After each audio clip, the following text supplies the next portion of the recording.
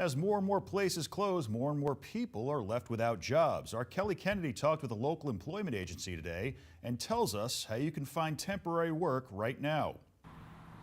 Right now, Spherion isn't seeing a lot more people than normal seeking help for jobs, but they say there is definitely a demand for temporary work. A lot of companies may be having to consider changing their operations from what they normally have done to create some social distancing. So now there's opportunity for people to either work a day or night. Some who may not have opened and operated normally on the weekend are opening on the weekend. That way there's less people in their facility. So there's great opportunity. We've got more than 150 positions that we're hiring for right now for individuals. Right now, delivery services like Grub South and Instacart are seeing more people use their services, and grocery stores are changing their hours to try and keep up, but they still need more help.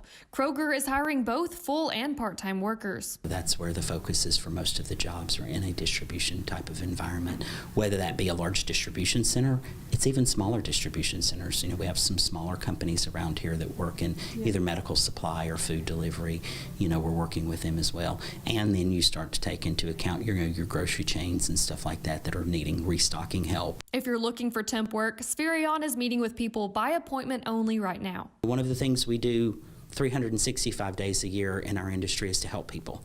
And that's no different today than it has always been. So we continue each and every day to talk to individuals who may have seen their job disappear because of this and try to see what we can do to help them and give them some opportunity. To help people who are job hunting right now continue their search, they're utilizing technology to conduct interviews instead of meeting face-to-face. Putting the Valley first, Kelly Kennedy, WZDX News.